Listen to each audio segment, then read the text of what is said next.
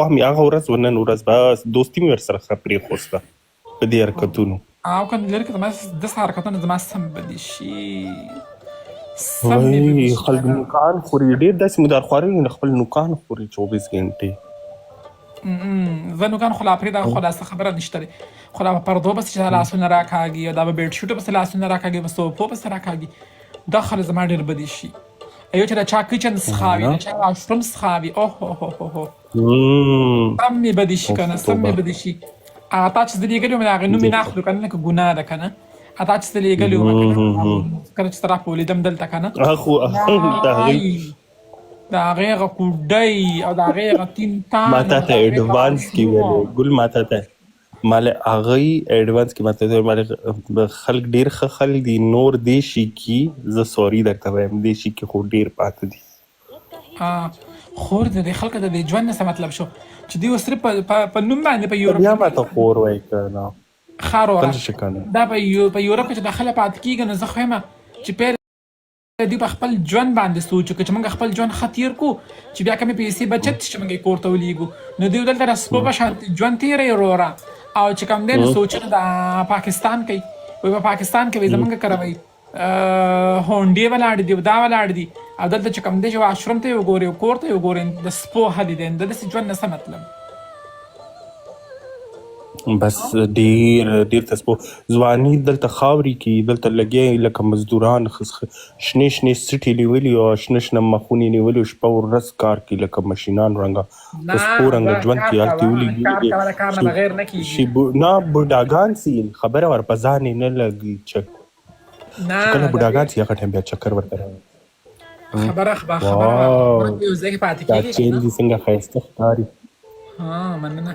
ګوره ته په یو ځای کې پاتې کېږي که نه، نو پیله خو خپل ژوند خو صحیح که که نه، ستا د آرام ځای صحیح نه وي، ستا د میلمه ځای صحیح نه وي، ستا د ناستې پاستې ځای صحیح نه وي، نو ځکه ستا په داسې ژوند باندې ستا خو په داسې ژوند باندې لعنت شه.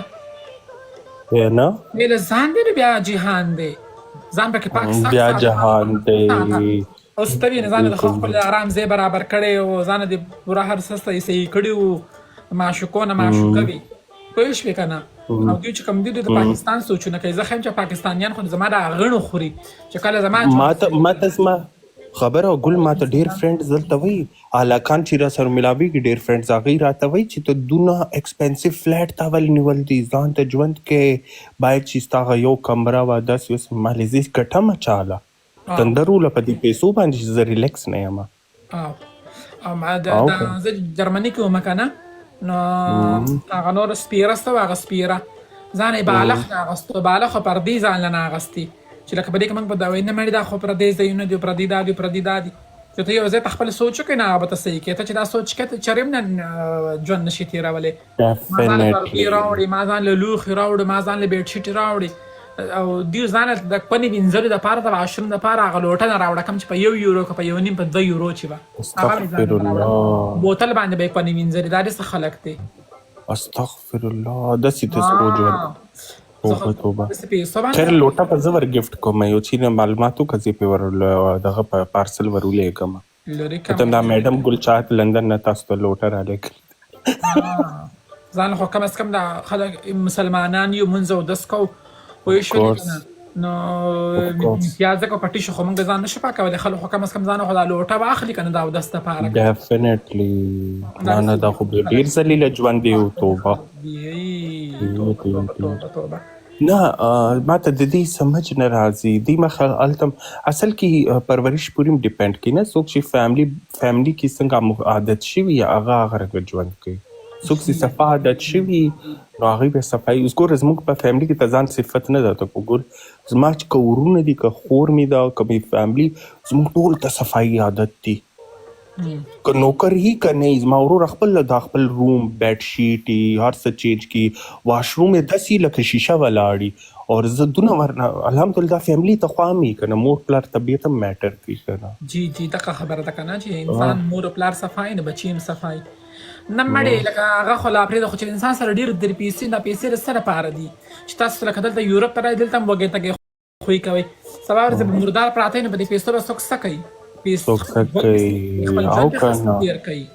او که نه دلته یو زما ملګری و ته هغه خپلوان و نه ګل په دا جرمني کې ما هغه لیدو هغه غریب به دا شپه او ورځ په ځان یوه کړي وه، په دا شنه یخ کې به دا ټایرونه راغونډ کړي، ګاډۍ به یې ډکه کړې وه، ټایرو کاروبار پې کولو. نو بوډا زموږ یې ډېر عزت کولو. دا و ډېر جانداره، ډېر ښه انسان و، الله پاک دې جنت نصیب کړي. لیکن پیسو په معاملې کې اوف الله، ګل دا سړي نه یخ کتو، نه واوره کته، نه اور کتو، هر څه یې پې ځان وروشتو او هلته یې پې لېږلی. نو د په ډېر ټول ژوند کې دا ریلیکس ژوند نه و. کوم ټایم شي ته مرګ رانږدې کرونا رالو، په کرونا کې هم خلک یېرېدلې، خلک به تللې نو هغه په وتو کار ته. اور کرونا راونیو، راټینګې کو، را درز را لاندې کو، اور کرونا کې مړ شو غریب. اور اوس هغه پیسه یې زامنو عیاشیانې کې پیسې ځمکې پلاټونه هر څه پاته شوې. څه فایده په دې پیسو په څه وکړي؟ خپل د سپو په شان د ژوند تېر کړو. بس سپوږ هم نه ورته دا دی خو ښه عزت یې خلکو ته ورکولو، لیکن دا دی هغه ریلیکس ژوند یې نه وکړو. شپه او ورځ کار پیسه، کار پیسه، لیږه ختمه نشته. جی او د الله پاک نه څنګه غواړي الله پاک دغه شانتي راکوي.